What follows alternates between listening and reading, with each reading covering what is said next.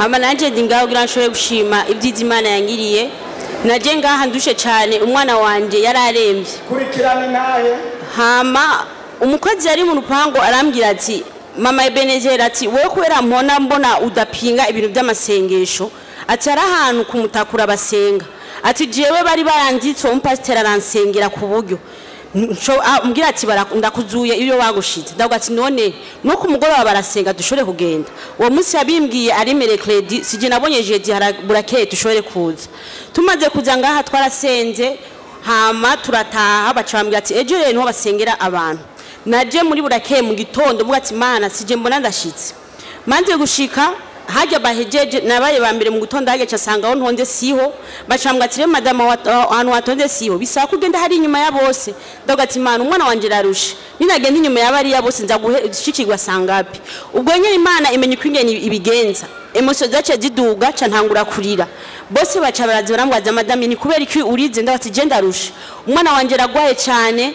none bambwiye ngo ngende hari inyuma y'abari abantu ndabona yuko nazina gushikirwa vuba barambye ati we ni wicare utekane turaraba uwo mwana wawe maze kubereka ati yo mwana wararembye baca barantwara imbere ndamushimiye cyane uyu mupapa nabo bari kumwe Imana ibahezagire ca ndinjira ninjiye pasiteri amaze kumubona nko Imana iguhezagire ntaco mfise no guwa nk'umwana w'umuntu ariko Imana yumve amasengesho ukuri ari no sengero yaduze ubugira kandi izo guhe iherezo giza amaze kusengera umwana ubwo nyene arerekwa arambye ati madame uyu mwana wa muririrwana ndavuga ati yego umwana wanje turirirwana ugati umwana wa baramutwaye imuzu ndabati iyo muzu ntayo nzi pastor aravuga ati okay reka dusenge ntuhava mvuga byinshi aransengera amaze gusenga aravuga ati uyu mwana wawe uzina makuru umwana wawe yari mukugwara cancer twetwe ubwa mbere ragwaye ikivyimba mu mutwe turamutwara kuri hôpital militaire baratwirukana turavuga ati nene ma turi bubigenze gute ca kintu kirimena hakica kizarere kugasusukamo kiravyimba wamenga ni nkibuye indani pastor arambwira ati kino bwari kivyimba cyoroshe umwana wawe nta misi yombaze yocagwaye cancer haba umwana wawe agacapfa pastor aramusengera ico kivyimba kirahera nanje nari mfise ikibazo mu nda bamaze kungirira cesarienne naguma numva ikintu kiguma kigenda mu nda ndambwira pastor je ndafite ikibazo mu nda guma numva ikintu kigenda mu nda kikaduga ino muri patrine nkumva umenga ngomba gupfa pastor aransengera amaze kunsengera maze gushika muhira ndabona ibintu bipufutse ndamugira ndaza ubugira kandi ndagati pastor imaze gushika muhira nabonye ibimenyetso nibi anga cyega dushishikaye dusenga tumaze gushishikara dusenga ya muzu yasengera barayizana pastor ica ndaza ndayimwereka arambwira ati uwayizanye uramuzi ndavuga ati yego ati hari n'umuntu umwe wabibwiye ndavuga ati nta muntu n'umwe nabibwiye ati igumize ngato yiturire pastor turayigumize hajyanye barayiturira intambara zica ziraduka ku buryo budasanzwe umwana wanje yakunda kuzara temba mu rupangu atemba mu rupangu ngo niko ateze abandi bana badatemba kubera iki uyu wanje ari waguma temba uwo munsi bari hari mu mpera z'umwaka baratubwira ngo twifunge igifungo cy'imisi 5 rero ndavuga ati Imana ndashaka kubona ibi bintu iyo biva burya ndarota ndazi ndamugira pastor narose kunuku pastor arambye ati none madame wamaze kurota ushaka dusigura iki mu bintu washatse ko Imana ikwereka Imana yakweretse ati nahi wawe wo kugwana urugamba ati kuko urugamba bamaze kurutangura dushishikara dusenga ntibyahereye aho umwana atangura kugwara inkorora yakanira ne nicenga umwana arahema nabi hari umudamu yari ngaho onye twicira ngo ati madame umwana warahema nabi ndagati muvyeyi nta muti numwe ubaho uzimbye kwisi ntarakoresha mu gumwana vyanse naciye ngenda hariya mu biro pastor bamukoraniye kara abantu batatu ndashima Imana umwana yarakize nyuma yaho umwana aragwara mambwira ngo bamuhaye isumu nyiriwe mu hariya mu Kanyosha ivyi Imana yankoreye rero ico shima Imana muvyeyi nongeye nsaba umutware wawe umutware kazi hariho benshi aba pastor usanga baguye kubera ugasanga inyuma yabo haro abatware kazi bababwira ati kubera ikuguma muri ibi mu rugo turabakeneye madame ndagusabiye ku Mana Imana igushishikare iguha imbaraga umwambike umukanda mutama kuko niyo sengere ryose haro benshi bifuza kumera nkuko bitakunze menya yuko nawe ubifite mu ruhara Imana ishishikare guha umugisha abana bawe ibashishikare kubaha umugisha bayimabuta muvyeyi aba bose bari mu biganza by'iwawe Imana iguhe iyerekwa ridasanzwe ibidashobokera abana b'abantu imbere y'Imana birashoboka Imana iguhereze giza amen Haleluya Haleluya. Magaze ngashimira Imana. Nosaba ko mumpera Imana amashi. Yongera amashi na Imana. Je magaze ngashimira Imana yuko Imana yampaye agakiza kuba ndi ngaha. Je nukuri by'Imana yankoreye ni byinshi nta nibyo nahava nza kuvuga ngo ndabimare nza guca mu njamake. Ego Imana yangiriye neza nyuma y'agakiza naje ngaha jewe nari mu bintu bihambaye bamwe barabize ngaha ariko amasengesho yo ngaha yarabinkijije n'indwara zitandukanye amadiabeti imitima ubu ndashimira Imana yuko diabeti maze gupimisha inshuro 5 bambwira yuko atayo babona ndashimira Imana.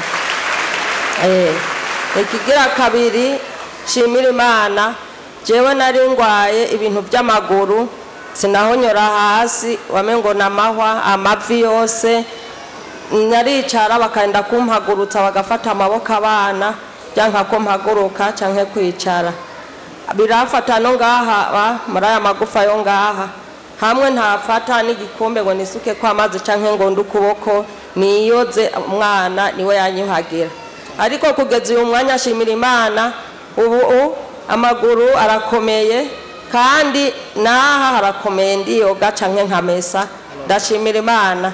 Ikingiri kigira kangahe ejo bundi masengesho y'inzoka haraje inzoka ya mbere ica ahantu harike haragatoboro oya nabwara masengesho y'inzoka nta masengesho y'inzoka ahubwo twirukanye inzoka twirukanye haca haza inzoka baca bambwira ko inzoka yinjiye nanje yinjiye ndagenda afata umunyu cafatana y'amazi ndamijagira hahandi yaza guca ndafata n'imbabura ndaturira wa munyu ntoririra hahandi iyo nzoka barayica mu yindi ndwi haca haza yindi izananye hahandi nyene niyo nyene barayishe je ndashimira Imana ku bintu byose byambaye bitero byose nibindi byose ndabishimira Imana.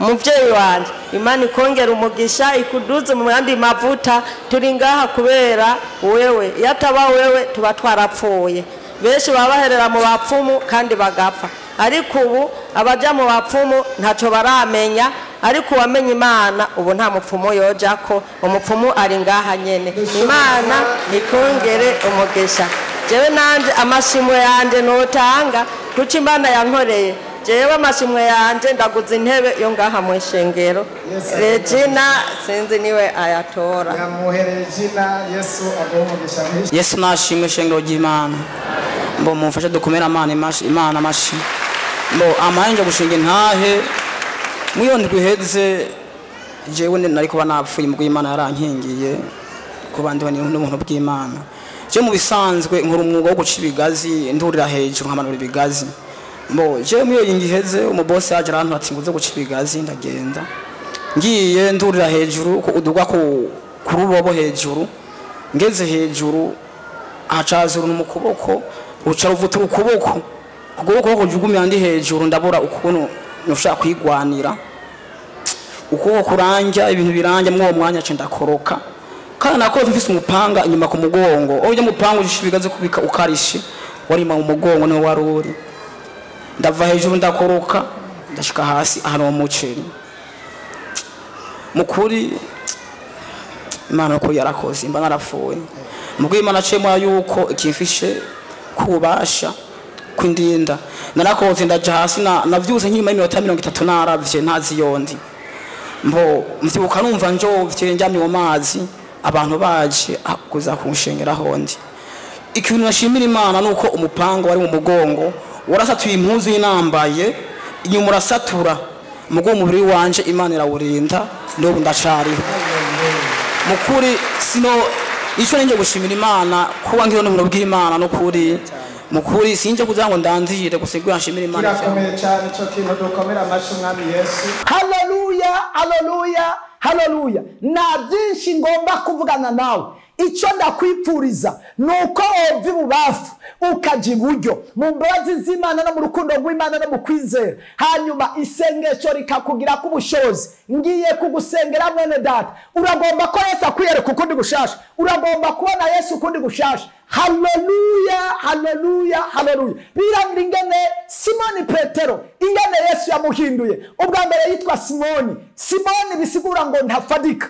Kera Simoni bisigura ngo urubingo canke ishanga. Iba urubingo iyo ruhuye n'umuyaga ruca rugondamira iyo umuyaga ujanye. Kera Simoni rero yaragondama, yarahindagurika, ntiyarashikamye neza. Nico gituma yahevye no kuroba iby'Imana yamubariye aca yisubira, yahevye kuroba abantu aca yisubira kuroba amafi. Kera rero yitwa Simoni. Simoni bisigura umuntu adafadika, yaranyeregeta, ntiyari bwashikame ngo ahagarare neza, yari renga yarajugumira, ntiyari umuntu ahagaze neza. Ariko Imana imaze kumuhindurira izina, Yesu amaze kumuhindurira izina akamwita Petero, bisigura ngo urutare. Haleluya, haleluya, haleluya. Imana ishimwe. Petero yaciye mu mugabo w'abagabo. Haleluya, haleluya. Yesu aguhindurira izina mwene data kugira ngo usubire kumubona ukundi gushasha. Imana ishimwe. Imana iguhe icyubahiro kandi Imana igushigikire. Ngomba ndagusengere mwene data. Imana senga yampamagaye, Imana y'amajuru n'amajuru, Imana ishoye byose, ndasengera umuntu mugire kwico wifuza kwaba. Ndamusengera umwiyereke ukundi gusha, ari mu mageragezwa, ari mu ntambara, ari mu bibazo, ari mu kudedebukirwa, ari mu gucika intege, ibyo afata bimuca mu myanya y'intoke, ari mu ngwara zikomeye, ari ahantu mu ibohero, ari ahantu muri prison, ari ahantu mu gusubira inyuma, ari ahantu by'ukuri mbere yibaza n'icyatumye abaho ntagisobanukirwe, ari ahantu mbere atacibuka urukundo rw'Imana n'imbabazi z'Imana, ari ahantu ari ubusa akabwirirwa, ari ahantu abona urupfu imbere yiwe, ari ahantu ari mu madeni, ari ahantu atabona. Ariko ndagomba uyu muntu mwiyereke ukundi gusha, ari ahantu yarondera ashakisha nta kintu na kimwe yafashe. Ariko nk'uko wiyeretse Petero ukamubwira ngo terera iburyo, urafata. Uwo mwanya nyine abikoze agafata amafi menshi cyane. Ndasenze uyu muntu mwiyereke nanje mwana, akubona ubugira kandi akubona uburyo butandukanye nubwo yari yarakubonye. Mana ndagushimiye kugiye kumugira neza. Asanzwe hari ibintu byugaye, ndabyugurura mu izina rya Yesu, mu buryo bw'akazi, mu buryo bw'imibereho, mu buryo bwa fiançailles, mu buryo bw'akazi gatandukanye, mu buryo bwo gusenga, mu buryo bw'ibintu byiyugaye. Afata bikanka, yamana inyatsi, yamana umubabaro, yama indoto, arota ruguru, arota bapfuye, arota ananirwa mu ishuri, arota afise ingorane zitandukanye. Ubuzima bwiwe bwaramucanze kugira aho yibaza ngo mbega Imana irumva, irahari, irashoboye cyangwa nishoboye. Ariko ndamusenge y'ubwiza bw'Imana mu mutabara. Reka umwiyereke ukundi gushasha mu kumukorera igitangaza mu izina ry'Umwami wacu Yesu Kristo. Amen. Urakeneye gamwene data ko uyu mwanya cyane iyi saha ushobora kubona message iyo ari yo yose nsize ko zoba intahe, byoba ubutumwa bwiza, yoba amasengesho bikagushikira. Gira sabone kugira ngo uzashikirwa na message ku munsi ku wundi. Yesu aguhezagire.